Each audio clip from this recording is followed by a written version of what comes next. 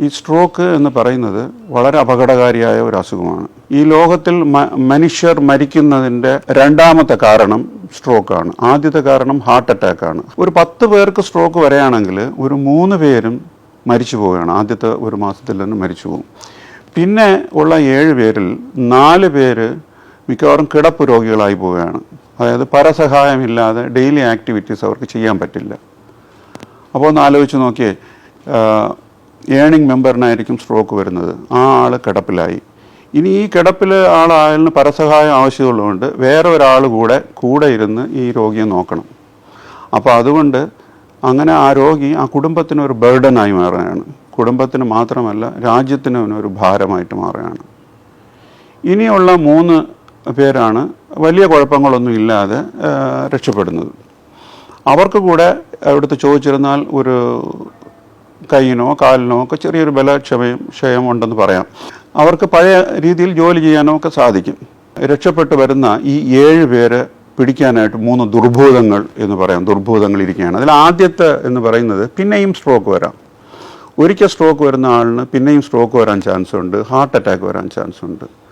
രണ്ടാമത്തെ കോംപ്ലിക്കേഷൻ മറവി രോഗം, അതായത് ഡിമെൻഷ്യ. സ്ട്രോക്ക് വന്നതിന് ശേഷമുള്ള ഡിമെൻഷ്യ, അതായത് വാസ്കുലാർ ഡിമെൻഷ്യ. ഈ വാസ്കുലാർ ഡിമെൻഷ്യ ഇന്ത്യയിൽ വളരെ കൂടുതലാണ്. ഇനി 3ാമത്തെ കോംപ്ലിക്കേഷനാണ് അപസ്മാരം. പ്രായം ചെന്നവരിൽ വരുന്ന അപസ്മാരത്തിൻ്റെ പ്രധാന കാരണം ഈ സ്ട്രോക്കാണ്. അപ്പോൾ സ്ട്രോക്ക് വന്നാൽ ഒന്നുകിൽ മരണം, അല്ലെങ്കിൽ അംഗവൈകല്യം, അത് കഴിഞ്ഞിട്ട് മറവി രോഗം, അപസ്മാരം, പിന്നെയും സ്ട്രോക്ക് വരാനുള്ള സാധ്യത, ഇങ്ങനെ പല വിഷയങ്ങളുള്ളതുകൊണ്ട് ഇത്രയും മാരകമായിട്ടുള്ളൊരു അസുഖത്തിന് ജനങ്ങളെല്ലാം അറിഞ്ഞിരിക്കണം. ഇനി ഇത്രയും തീവ്രമായ ഈ അസുഖത്തിന് എപ്പോഴെങ്കിലും വരുന്ന ഒരു അസുഖമാണെങ്കിൽ, ഇപ്പോൾ 1,00,000 ഒരാളിനോ 1000 ഒരാളിനോ വന്നിരുന്നാൽ കുഴപ്പമില്ലായിരുന്നു.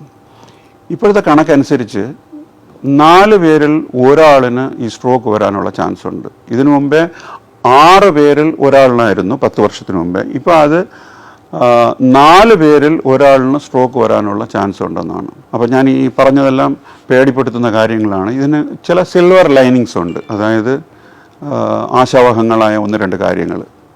അത് സ്ട്രോക്ക് എന്ന് പറയുന്നത് പ്രിവെൻറ്റബിളാണ്. സ്ട്രോക്കിനെ നമുക്ക് തടുത്ത് നിർത്താൻ പറ്റും. രണ്ടാമതായിട്ട് സ്ട്രോക്കിനെ ട്രീറ്റ് ചെയ്യാൻ പറ്റും. അപ്പോൾ പ്രിവെൻറ്റബിൾ ആൻഡ് ട്രീറ്റബിൾ ഡിസീസാണ്. പക്ഷേ ഇതിനെല്ലാം നിങ്ങളുടെ കയ്യിലാണ് കൂടുതൽ ഇതിൻ്റെ ബാധ്യത. അപ്പോൾ ഈ സ്ട്രോക്ക് തടയാൻ എന്ത് ചെയ്യണമെന്ന് നോക്കാം. സ്ട്രോക്ക് എന്ന് പറയുന്നത് ജീവിതശൈലി രോഗങ്ങൾ, അതായത് hyper tension, high BP, diabetes, പൊണ്ണത്തടി, ഹൈ കൊളസ്ട്രോൾ, ഇതിൻ്റെയൊക്കെ ഒരു ഫൈനൽ എൻഡാണ്, ഒരു എൻഡ് റിസൾട്ടാണ് സ്ട്രോക്ക് എന്ന് പറയുന്നത്. അപ്പം ഈ രോഗങ്ങൾ നേരത്തെ കണ്ടറിഞ്ഞ് അതിന് ഒപ്റ്റിമൽ ട്രീറ്റ്മെൻറ്റ്, കറക്റ്റായിട്ട് ട്രീറ്റ്മെൻറ്റ് എടുത്ത് നല്ല കൺട്രോൾ വച്ചിരിക്കാമെങ്കിൽ ഒരളവ് വരെ സ്ട്രോക്കിനെ പ്രിവെൻറ്റ് ചെയ്യാം. അതിൻ്റെ കൂടെ പുകവലി അവോയ്ഡ് ചെയ്യുക, അമിത മദ്യപാനം അവോയ്ഡ് ചെയ്യുക. പുകവലിയും അമിത മദ്യപാനവും സ്ട്രോക്കിന് കാരണമായേക്കാം. ദിവസവും കുറച്ച് വ്യായാമം ചെയ്യുക. നടത്തുന്നതായിരിക്കും ബെസ്റ്റ്. ഡെയിലി 1/2 മണിക്കൂറെങ്കിലും നടക്കുക, അല്ലെങ്കിൽ ആഴ്ചയിൽ 5 ദിവസമെങ്കിലും നടക്കുക. പിന്നെ ഹൃദ്രോഗമുണ്ടെങ്കിൽ വളരെ വേഗം അതിനെ കണ്ടുപിടിച്ച് അതിന് ട്രീറ്റ്മെൻറ്റ് എടുക്കണം. ഹൃദയമിടിപ്പിൻ്റെ അസുഖങ്ങൾ, വാൽവിൻ്റെ അസുഖങ്ങളെല്ലാം സ്ട്രോക്കിന് കാരണമായിരിക്കും. കൂടുതൽ റിലാക്സേഷൻ, ആളുകൾ ടെൻഷൻ നിറഞ്ഞ ജീവിതമാണല്ലോ നമ്മളത്. ടെൻഷൻ കുറയ്ക്കാൻ വേണ്ടി റിലാക്സേഷൻ ടെക്നിക്സൊക്കെ ചെയ്യുന്നത് നല്ലതായിരിക്കും. യോഗ, ധ്യാനം എന്നൊക്കെ. പിന്നെ ഫാമിലിയായിട്ട് ധാരാളം സമയം സ്പെൻഡ് ചെയ്യുക. അപ്പോൾ നമ്മൾ കാമാവും. അങ്ങനെ ഈ കാര്യങ്ങളെല്ലാം ചെയ്തുകൊണ്ട് 90% സ്ട്രോക്കിനെയും പ്രിവെൻറ്റ് ചെയ്യാൻ പറ്റും. അടുത്തതായി ഇതിൻ്റെ ട്രീറ്റ്മെൻറ്റ് ഒരു കാലത്ത് വലിയ ട്രീറ്റ്മെൻ്റ് ഒന്നും ഇല്ലായിരുന്നു. ഇപ്പോൾ വളരെ എഫക്റ്റീവായിട്ടുള്ള ട്രീറ്റ്മെൻറ്റ്സ് ഒക്കെ ഉണ്ട്. ഈ ട്രീറ്റ്മെൻറ്റിലും സാധാരണ ആൾക്കാരുടെ, അതായത് രോഗിയുടെ ബന്ധുക്കളുടെ, അവരുടെ സുഹൃത്തുക്കളുടെയൊക്കെ റോൾ വളരെ ഇമ്പോർട്ടൻ്റ് ആണ്. കാരണം സ്ട്രോക്ക് തുടങ്ങിയ ഉടനെ ആ നിമിഷം തൊട്ട് ഓരോ മിനിറ്റിലും 2 മില്യൺ ന്യൂറോൺസ് നശിച്ചുകൊണ്ടിരിക്കുകയാണ്. അപ്പോൾ അതുകൊണ്ട് സ്ട്രോക്ക് വന്ന ഉടനെ ആശുപത്രിയിൽ എത്തിക്കാൻ എന്തൊക്കെ ചെയ്യണമോ എന്നുള്ള കാര്യങ്ങൾ നോക്കാം. ആദ്യമായിട്ട് ഈ സ്ട്രോക്കിനെ നിങ്ങൾ തന്നെ ഐഡൻറ്റിഫൈ ചെയ്യണം. സാധാരണ നമുക്ക് ഒരു അസുഖം വന്നിരുന്നാൽ സാധാരണ നമ്മൾ അടുത്ത ആശുപത്രി പോവുക, ആശുപത്രി പോയി ഡോക്ടറെ കാണും, ഡോക്ടർ കുറേ ടെസ്റ്റൊക്കെ ചെയ്യും. അതിനുശേഷം നിങ്ങളടുത്ത് പറയും നിങ്ങൾക്ക് ഈ അസുഖം ഉണ്ടെന്ന്, അതായത് ഇപ്പോൾ ന്യൂമോണിയ ഉണ്ടെന്നൊക്കെ പറയും. പക്ഷെ ഇവിടെ അങ്ങനെ ഒരു അടുത്ത് പോയി ചോദിച്ച് എന്താണെന്നുള്ളത് ചോദിക്കാനുള്ള സമയമില്ല. കാര്യം millions of neurons are die, അങ്ങനെ മരിച്ചുകൊണ്ടിരിക്കുകയാണ്. അപ്പോൾ ഈ ആദ്യത്തെ സ്റ്റെപ്പ് ഡയഗ്നോസ് ചെയ്യുന്നത് നിങ്ങൾ തന്നെ ആയിരിക്കണം. ഈ സ്ട്രോക്ക് ഞാൻ ഡയഗ്നോസ് ചെയ്യുന്നത് വലിയ കാര്യമല്ലേ എന്ന് വിചാരിക്കേണ്ട ആവശ്യമില്ല. നിങ്ങൾ തന്നെ ഡയഗ്നോസ് ചെയ്യുന്ന രോഗങ്ങളുണ്ട്. ഫോർ എക്സാമ്പിൾ, ഹാർട്ട് അറ്റാക്ക് വന്നിരുന്നാൽ നിങ്ങൾ തന്നെയാണ് ഡയഗ്നോസ് ചെയ്യുന്നത്. ആരെങ്കിലും നെഞ്ചിൽ കൈവച്ച് വേദനയുണ്ട് എന്ന് പറഞ്ഞ ഉടനെ നിങ്ങൾ ഹാർട്ട് അറ്റാക്ക് എന്ന് വിചാരിക്കുന്നു, ഉടനെ പേഷ്യൻ്റ് ആശുപത്രി കൊണ്ടുപോകുന്നു. അപ്പം അവിടെ ചെന്നതിന് ശേഷം ചിലപ്പോൾ ഹാർട്ട് അറ്റാക്ക് അല്ലായിരിക്കും, പക്ഷെ നിങ്ങൾ ഹാർട്ട് അറ്റാക്ക് എന്ന് ഡയഗ്നോസ് ചെയ്ത് കഴിഞ്ഞു. അതുപോലെ തന്നെ സ്ട്രോക്കിനും, പക്ഷേ അൺഫോർച്ചുനേറ്റ്ലി സ്ട്രോക്കിന് വേദനയില്ല. അപ്പോൾ സ്ട്രോക്കിന് വളരെ സബ്റ്റിലായിട്ട് ചെറിയ സൈൻസ് ആണുള്ളത്. അതെന്തൊക്കെയാണെന്ന് ഞാൻ ഇപ്പോൾ പറയാം. ഈ എന്തൊക്കെയാണെന്നുള്ളത് എല്ലാവരും അറിഞ്ഞിരിക്കണം. അറിയാമെന്നുള്ളവർ അറിയാത്തവരെ പഠിപ്പിക്കണം. എൻ്റെ അഭിപ്രായത്തിൽ സ്കൂളിൽ, കോളേജസിലെല്ലാം ഈ സ്ട്രോക്കിനെ എങ്ങനെ ഐഡൻറ്റിഫൈ ചെയ്യാം എന്നുള്ള കാര്യം അറിഞ്ഞിരിക്കണം. സ്ട്രോക്കിനെ ഐഡൻറ്റിഫൈ ചെയ്യാനായിട്ട് ഒരു ടെസ്റ്റ് ഉണ്ട്, അതിനേക്കാളും ഫാസ്റ്റ് ടെസ്റ്റ് എന്ന് പറയും. അതിൽ ആദ്യത്തെ ലെറ്റർ എഫിൻ്റെ മീനിങ് മുഖമെന്നാണ്. അപ്പോൾ ഒരു പേഷ്യൻറ്റിന്, ഒരാളിന് സ്ട്രോക്ക് വന്നിട്ടുണ്ടെന്ന് തോന്നുകയാണെങ്കിൽ അയാളുടെ മുഖത്ത് നോക്കിയിരുന്നാൽ മുഖത്തിലൊരു കോണൽ കാണാം, ഒരു വശം കോണിപ്പോകുന്നത് കാണാം. അല്ലെങ്കിൽ അങ്ങനെയുള്ള സംശയമുള്ള ആളടുത്ത് ഒന്ന് ചിരിക്കാനോ പല്ല് കാണിക്കാനോ പറയുക, അപ്പോൾ ഒരു വശം മാത്രം അങ്ങനെ കോണിപ്പോകുന്നത് കാണാം. അതങ്ങനെ വരികയാണെങ്കിൽ ആ പേഷ്യൻറ്റിന് സ്ട്രോക്ക് വന്നു കഴിഞ്ഞു, ഉടനെ ആശുപത്രിയിൽ പോവുക. രണ്ടാമതായിട്ട് ലെറ്റർ എ ആണ്. എ എന്ന് വെച്ചിരുന്നാൽ ആം, അതായത് ഹാൻഡ്, ഒരു ഭാഗം, ഒരു കൈ എടുക്കാൻ പറ്റാതിരിക്കുക.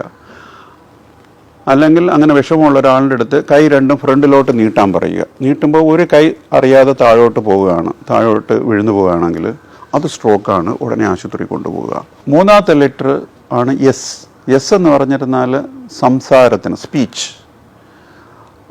ആ പേഷ്യൻ്റ് സംസാരിക്കുമ്പോൾ എന്തെങ്കിലും വൈകല്യം ഉണ്ടോ എന്ന് നോക്കുക. നിങ്ങളുടെ അച്ഛനോ അമ്മയോ ഒക്കെ സംസാരിക്കുമ്പോൾ നിങ്ങൾക്ക് എന്നും സംസാരിക്കുന്നത് നിങ്ങൾക്ക് അറിയാമായിരിക്കുമല്ലോ. ആ സംസാരിക്കുന്നതിൽ എന്തെങ്കിലും വ്യത്യാസമുണ്ടോ, ഇല്ല നിങ്ങൾ പറയുന്നവർക്ക് മനസ്സിലാകാതിരിക്കുന്നോ, അങ്ങനെ ഒരു അവ്യക്തത ഉണ്ടെങ്കിൽ അത് സ്ട്രോക്ക് ആയിരിക്കാൻ ചാൻസ് ഉണ്ട്. നാലാമത്തെ ലെറ്റർ ടി. ടി എന്ന് പറഞ്ഞാൽ സമയം.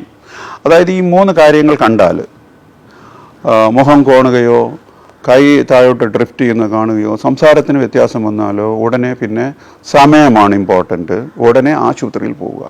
ഏത് ആശുപത്രിയിലാണ് പോകേണ്ടതെന്ന് കറക്റ്റായിട്ട് അറിഞ്ഞിരിക്കണം. ആ സ്ട്രോക്ക് നമ്മൾ ഐഡൻറ്റിഫൈ ചെയ്തതിന് ശേഷം ഏത് ആശുപത്രിയിൽ പോകാം, ആ ആശുപത്രിയാണോ നല്ലത്, ഇതാണോ നല്ലത് എന്നൊക്കെ ആലോചിച്ച് സമയം കളയാതെ ഈ സ്ട്രോക്ക് സജ്ജമായ, സ്ട്രോക്കിനുള്ള ട്രീറ്റ്മെൻറ്റ് എവിടെയാണ് ഉള്ളത് എന്ന് നേരത്തെ അറിഞ്ഞു വയ്ക്കുക. ആ ആശുപത്രിയിൽ ഉടനെ പോവുക. ഇനി ആശുപത്രിയിൽ എത്തിയിരുന്നാൽ ഡോക്ടർ ചില ചികിത്സാ രീതികൾ പറഞ്ഞു തരും. അതൊക്കെ നിങ്ങൾ നേരത്തെ അറിഞ്ഞു വയ്ക്കുക.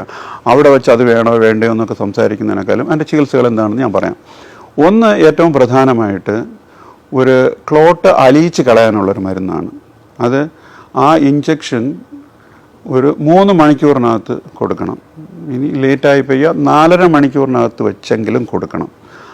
അപ്പോൾ ആ ഇഞ്ചക്ഷനെ പറ്റി ഡോക്ടർ പറയുമ്പോൾ നിങ്ങൾക്കിപ്പോഴേ അറിയാമെങ്കിൽ ഉടനെ ഡിസിഷൻ എടുക്കാൻ പറ്റും കൊടുക്കണോ വേണ്ടയോ എന്നുള്ള കാര്യം. ഇനി ഈ ഇഞ്ചക്ഷൻ നിങ്ങളിപ്പോൾ ഹോസ്പിറ്റലിൽ എത്തിയ ഉടനെ കൊടുക്കാൻ പറ്റത്തില്ല. അതിന് ചില ടെസ്റ്റുകളും CT സ്കാനും ഒക്കെ എടുത്തതിന് ശേഷമേ ഈ രോഗിക്ക് ഇത് കൊടുക്കാൻ പറ്റുമോ എന്ന് പറയാൻ പറ്റത്തുള്ളൂ. അതുകൊണ്ട് 4.5 മണിക്കൂറിനകത്ത് എത്തി ഇഞ്ചക്ഷൻ കിട്ടിയില്ല എന്ന് പറയാൻ പാടില്ല. വളരെ നേരത്തെ എത്തിയിരുന്നാൽ ഇതും കൂടെ കഴിഞ്ഞതിന് ശേഷം നമുക്ക് ഇഞ്ചക്ഷൻ കൊടുക്കാൻ പറ്റുമോ ഇല്ല എന്ന് പറയും. ചിലപ്പോൾ ഇത് കഴിഞ്ഞതിന് ശേഷം, ടെസ്റ്റ് എല്ലാം കഴിഞ്ഞതിന് ശേഷം ഈ രോഗി ഈ ഇഞ്ചക്ഷന് എലിജിബിൾ അല്ലായിരിക്കാം. ശരി, എലിജിബിൾ ആയിട്ടുള്ളൊരു പേഷ്യൻറ്റിന് ഇങ്ങനെ ഇഞ്ചക്ഷൻ ഉണ്ട് എന്ന് ഡോക്ടർ പറഞ്ഞ ഉടനെ അത് നിങ്ങൾ വേണോ വേണ്ടെന്ന് ഉടനെ തീരുമാനിക്കുക.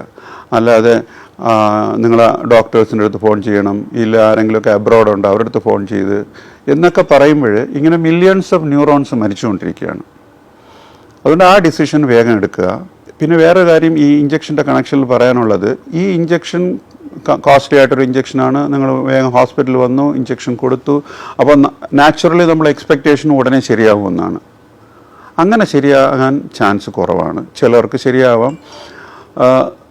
സാധാരണ ഈ ഇഞ്ചക്ഷൻ കിട്ടിയിട്ട് അടുത്ത ദിവസമോ അതിൻ്റെ അടുത്ത ദിവസമോ ഒന്നും കാണാറില്ല. 90 ദിവസം കഴിഞ്ഞിട്ട്, അതായത് 3 മാസം കഴിഞ്ഞിട്ട് ഈ ഇഞ്ചക്ഷൻ കിട്ടിയവരുടെ ഡിസബിലിറ്റി ഇഞ്ചക്ഷൻ കിട്ടാത്തവരിനേക്കാളും വളരെ കുറവാണ്. ഈ ഇഞ്ചക്ഷൻ കിട്ടിയവർ പരസഹായമില്ലാതെ സ്വന്തം കാര്യങ്ങൾ ചെയ്യാനും പഴയ വഴി ജോലിക്ക് പോകാനും ഒക്കെ സാധിക്കും. അതുകൊണ്ട് ഇഞ്ചക്ഷൻ വളരെ പ്രയോജനകരമാണ്. ഇനി വേറെ ഒരു ട്രീറ്റ്മെൻ്റ് ഉള്ളത്, വലിയ രക്തക്കുഴലുകൾ അടയാണെങ്കിൽ ഒരു കാത്തറ്റർ ഉപയോഗിച്ച് ആ തലച്ചോറിനകത്ത് ആ രക്തക്കുഴലിൽ പോയി അതിനെ നീക്കം ചെയ്യുന്നുണ്ട്. അപ്പോൾ ഇങ്ങനെയുള്ള 2 ട്രീറ്റ്മെൻറ്റുകളും ഡോക്ടർ പറയും. അത് നിങ്ങൾ അക്സെപ്റ്റ് ചെയ്യുകയോ വേണ്ടാതിരിക്കുകയോ വേഗം ഡിസിഷൻ വേഗം എടുക്കുക. ഈ 4.5 മണിക്കൂറൊക്കെ കഴിഞ്ഞ് പോയി എന്നിട്ടാണ് ലേറ്റായിട്ടാണ് വന്നതെങ്കിലും എന്നിരുന്നാലും വളരെ വേഗം ഹോസ്പിറ്റലിൽ എത്തിക്കുക. 4.5 മണിക്കൂർ കഴിഞ്ഞല്ലോ, ഇനിയിപ്പോൾ അതൊക്കെ പോയാൽ മതിയെന്ന് വിചാരിക്കാതിരിക്കുക. അപ്പോൾ ഞാൻ ടേക്ക് ഹോം മെസ്സേജായിട്ട് പറയാനുള്ളത്, ഈ അസുഖത്തിന് മാക്സിമം നിങ്ങൾ ഇതിനെപ്പറ്റി അറിഞ്ഞിരിക്കണം. ഈ അസുഖം തടുക്കാൻ നിങ്ങൾ പ്രയത്നിക്കണം. ട്രീറ്റ്മെൻറ്റ് ഭാഗം വന്നാൽ നിങ്ങൾ തന്നെ ഈ അസുഖത്തിനെ ഡയഗ്നോസ് ചെയ്യണം. വേഗം ഹോസ്പിറ്റലിൽ പോകണം. അതിനുവേണ്ടി ഏത് ഹോസ്പിറ്റലാണ് പോകേണ്ടതെന്ന് നേരത്തെ അറിഞ്ഞു വെച്ചേക്കണം. ട്രീറ്റ്മെൻറ്റിൻ്റെ കാര്യങ്ങൾ ഞാൻ പറഞ്ഞു കഴിഞ്ഞല്ലോ. ആ ട്രീറ്റ്മെൻറ്റ് എടുക്കണോ വേണ്ടേ, ഓരോ പേഷ്യൻറ്റിനും കുറച്ച് വ്യത്യാസങ്ങൾ കാണും. അതൊക്കെ നിങ്ങളടുത്ത് ഡോക്ടർ സംസാരിക്കുന്നതാണ്. അതനുസരിച്ച് അങ്ങനെ എല്ലാം കൊണ്ടും സമയമാണ് ഇമ്പോർട്ടൻറ്റ്. ഏറ്റവും കൂടുതൽ വേഗത്തിൽ ഇഞ്ചക്ഷൻ എടുക്കാൻ ശ്രമിക്കാം. അതിനാണ് നമ്മൾ പറയുന്നത് ടൈം ഈസ് ബ്രെയിൻ. ഈ വർഷത്തെ വേൾഡ് സ്ട്രോക്ക് ഓർഗനൈസേഷൻ്റെ ലോഗോ തന്നെ മിനിറ്റ്സ് ക്യാൻ സേവ് ലൈഫ്സ് എന്നാണ്. മിനിറ്റുകൾ എത്രത്തോളം നേരത്തെ മിനിറ്റിൽ നമ്മൾ പോകുന്നു അത്രത്തോളം ജീവനുകളെ നമുക്ക് രക്ഷപ്പെടുത്താവുന്നതാണ്. ടൈം ഈസ് ബ്രെയിൻ്റെ കൂട്ടത്തിൽ ഞാൻ ഒരു കാര്യം കൂടെ ആഡ് ചെയ്യാൻ ആഗ്രഹിക്കുന്നു. അതായത് അവെയർനെസ് ഈസ് ബ്രെയിൻ എന്നുകൂടെ പറയാം. ഈ കാര്യങ്ങളൊക്കെ പറ്റി നിങ്ങൾക്ക് ഒരു അവബോധം ഉണ്ടെങ്കിലേ ഈ ബ്രെയിനെ രക്ഷപ്പെടുത്താൻ പറ്റും. സ്ട്രോക്കിനെ പറ്റി ചെറിയൊരു വിവരമാണ് ഞാൻ തന്നിട്ടുള്ളത്. അത്യാവശ്യമായിട്ട് ജനങ്ങൾ അറിയേണ്ട കാര്യങ്ങൾ. ഇതിൽ കൂടുതൽ എന്തെങ്കിലും അറിയണമെന്നുണ്ടെങ്കിലോ വീട് സംശയങ്ങളുണ്ടെങ്കിലോ താഴെ കമൻറ്റ് ചെയ്യാവുന്നതാണ്. നിങ്ങൾക്ക് മറുപടി തരുന്നതാണ്. Thank you.